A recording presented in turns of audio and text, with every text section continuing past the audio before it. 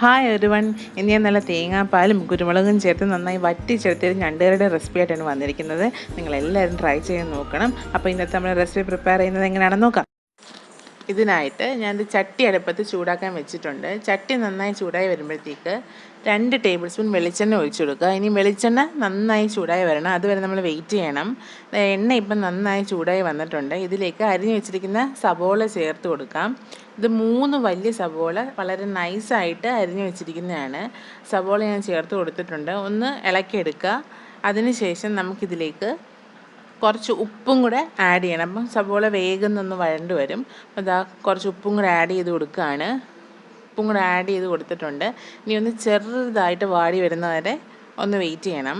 അപ്പോഴേക്ക് നമുക്കിതിലേക്ക് ഇഞ്ചിയും പച്ചമുളകും കറിവേപ്പിലയും വെളുത്തുള്ളിയും കൂടെ ആഡ് ചെയ്ത് കൊടുക്കണം. ഇപ്പോൾ ഇതാ ഒന്ന് ചെറുതായിട്ട് വാടി വന്നിട്ടുണ്ട്. ഇതൊരു 7 അല്ലി വെളുത്തുള്ളിയും ഒരു ചെറിയ കഷ്ണം ഇഞ്ചിയും കൂടെ ചതച്ച് വെച്ചേക്കുന്നതാണ്. അതൊന്ന് ചേർത്ത് ഒന്ന് മിക്സ് ചെയ്ത് കൊടുക്കുക. എന്നിട്ട് 4 പച്ചമുളക് കൂടെ ചേർത്ത് കൊടുത്തിട്ടുണ്ട്.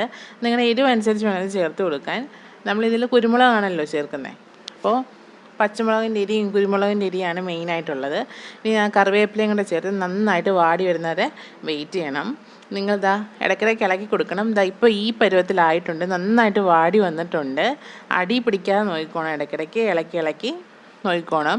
ഇനി നമുക്ക് മസാല ചേർത്ത് കൊടുക്കാം. അപ്പം 1/4 ടീസ്പൂൺ മഞ്ഞൾപ്പൊടി ഞാൻ ചേർത്ത് കൊടുത്തിട്ടുണ്ട്. ഇനി നമുക്കിതിലേക്ക് മല്ലിപ്പൊടിയാണ് ചേർത്ത് കൊടുക്കേണ്ടത്.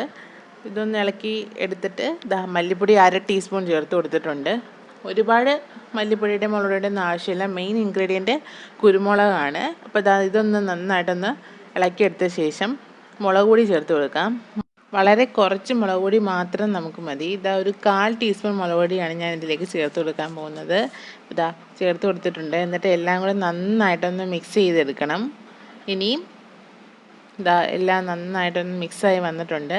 ഇനി നമുക്കിതിലേക്ക് കുരുമുളക് പൊടിയാണ് ആഡ് ചെയ്ത് കൊടുക്കേണ്ടത്. ഒരു ടേബിൾ സ്പൂൺ ഫുൾ എടുത്തിട്ടില്ല, ഒന്ന് വടിച്ചെടുത്തേക്കാണ് കുരുമുളക് പൊടി ആഡ് ചെയ്ത് കൊടുത്തിട്ടുണ്ട്. നിങ്ങൾ സ്പൈസസൊക്കെ നിങ്ങളുടെ ടേസ്റ്റ് അനുസരിച്ച് ചേഞ്ച് ചെയ്യണം. ഇതിപ്പോൾ അത്യാവശ്യം നല്ല എരിവുള്ള ഒരു കറിയാണ്. നന്നായിട്ട് മിക്സ് ചെയ്തെടുക്കുന്നുണ്ട്. എല്ലാം ഒന്ന് നന്നായി മിക്സായി കഴിയുമ്പോഴത്തേക്കും നമുക്കിതിലേക്ക് ഒരു ചെറിയ തക്കാളി ചേർത്ത് കൊടുക്കണം. ഞാൻ തക്കാളി ചേർത്ത് കൊടുത്തിട്ടുണ്ട്. ഇനിയും തക്കാളി നന്നായിട്ട് ഇതിൻ്റെ കൂടെ വെന്ത് ഉടഞ്ഞു വരണം, അതുവരെ നമ്മൾ വെയിറ്റ് ചെയ്യണം. നമുക്ക് നന്നായിട്ട് മിക്സ് ചെയ്ത് അടച്ച് വെക്കാം.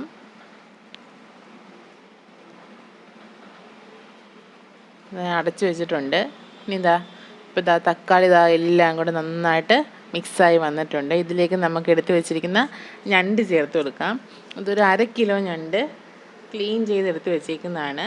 ഞണ്ടിൻ്റെ കാലും കൂടെ ചേർത്ത് കൊടുത്തിട്ടുണ്ട്. എന്നിട്ട് നമ്മളിത് തേങ്ങാപ്പാലിലാണ് വേവിച്ചെടുക്കാൻ പോകുന്നത്. നന്നായിട്ടൊന്ന് മിക്സ് ചെയ്ത ശേഷം, ഞണ്ട് കുറച്ചേ ഉള്ളതുകൊണ്ട് തേങ്ങാപ്പാലിന് ഒരുപാട് ആവശ്യമില്ല. ഞാൻ 2ാം പാൽ എടുത്ത് വെച്ചിട്ടുണ്ട്. 2ാം പാലിലാണ് നമ്മൾ വേവിച്ചെടുക്കാൻ പോകുന്നത്. എല്ലാം നന്നായിട്ട് മിക്സ് ചെയ്തെടുത്തിട്ടുണ്ട്. ഇനി തേങ്ങാപ്പാൽ നമുക്ക് ചേർത്ത് കൊടുക്കാം. അപ്പോൾ എടുത്ത് വെച്ചിരിക്കുന്ന തേങ്ങാപ്പാൽ ഇതൊരു ആ ഗ്ലാസ്സിൻ്റെ 1/2 ഗ്ലാസ് ഉണ്ട്. അത്രയും ഞാൻ ഒഴിച്ച് കൊടുക്കുന്നില്ല, അത്രയും ആവശ്യമില്ല. അതിന് പകുതിയോളം ഞാൻ ചേർത്ത് കൊടുത്തിട്ടുണ്ട്.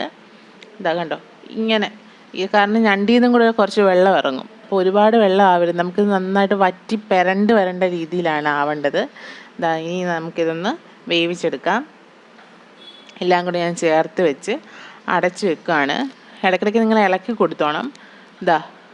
ഇപ്പോൾ കണ്ടോ ഇങ്ങനെ നന്നായിട്ട് വെന്ത് വരുന്നുണ്ട്. ഇനി നമുക്കിതിലേക്ക് ഗരം മസാലയും കൂടെ ആഡ് ചെയ്ത് കൊടുക്കണം. ഇത് 1/2 ടീസ്പൂൺ ഗരം മസാലയുണ്ട്, അത് ഞാൻ ആഡ് ചെയ്ത് കൊടുത്തിട്ടുണ്ട്. ഇനി ഒന്നും കൂടെ ഒന്ന് മിക്സ് ചെയ്ത് നന്നായിട്ട് ഉള്ളിയൊക്കെ അതിങ്ങനെ പെരണ്ട് അടിപൊളിയായിട്ട് വരണം. അതുവരെ നമ്മളിത് ഇങ്ങനെ ഇളക്കി കൊടുത്ത് വേവിച്ചുകൊണ്ടിരിക്കണം. ഉപ്പൊക്കെ നിങ്ങൾ നോക്കിക്കോണം, ഉപ്പൊക്കെ ഇല്ലെങ്കിൽ ചേർത്ത് കൊടുക്കണം. അപ്പോൾ ഇങ്ങനെ നന്നായിട്ട് കണ്ടോ സവോളയൊക്കെ നന്നായിട്ട് ഞണ്ടിലിങ്ങനെ പെരണ്ട് വന്നിട്ടുണ്ട്. അപ്പോൾ നമുക്കിനി ഇതിലേക്ക് 1ാം പാൽ ചേർത്ത് കൊടുക്കാം. 1ാം പാൽ ഒരുപാട് ഒന്നും ആവശ്യമില്ല, കാരണം നമ്മളിത് അതിലിങ്ങനെ പെരണ്ട് വരണമല്ലോ. 1ാം പാൽ ഒരു 3 ടേബിൾ സ്പൂൺ 4 ടേബിൾ സ്പൂൺ അത്രേ ആവശ്യമുള്ളൂ. കണ്ടോ ഇനി നമ്മൾ അധികം തിളപ്പിക്കരുത്. ഒന്ന് ജസ്റ്റ് ചൂടായി വരുമ്പോഴത്തേക്ക്, ചട്ടിക്ക് അതിനൊരു ചൂടുണ്ട്, ആ ചൂട് തന്നെ ധാരാളമാണ്. എല്ലാം ഒന്ന് മിക്സ് ചെയ്തെടുത്തിട്ട് നമുക്ക് ഫ്ലെയിം ഓഫ് ചെയ്യാം. ഇനി ഇതിലേക്ക് കറിവേപ്പില ചേർത്ത് കൊടുക്കാം.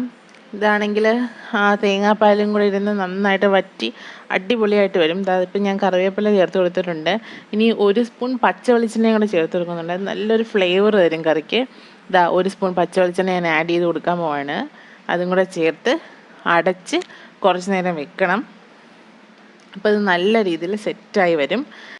ഇത് നല്ല ചൂട് അരിപ്പൊട്ടിൻ്റെ കൂടെയും ചോറിൻ്റെ കൂടെയൊക്കെ നല്ലൊരു ഡിഷാണ്. നിങ്ങളെല്ലാവരും ട്രൈ ചെയ്ത് നോക്കണം. വീഡിയോ ഇഷ്ടമായാൽ ചാനൽ സബ്സ്ക്രൈബ് ചെയ്യാനും വീഡിയോ ലൈക്ക് ചെയ്യാനും നിങ്ങളുടെ ഫ്രണ്ട്സിന് ഷെയർ ചെയ്യാനും മറക്കരുത്. അപ്പോൾ പുതിയൊരു വീഡിയോ ആയിട്ട് നമുക്ക് അടുത്ത ദിവസം വീണ്ടും കാണാം.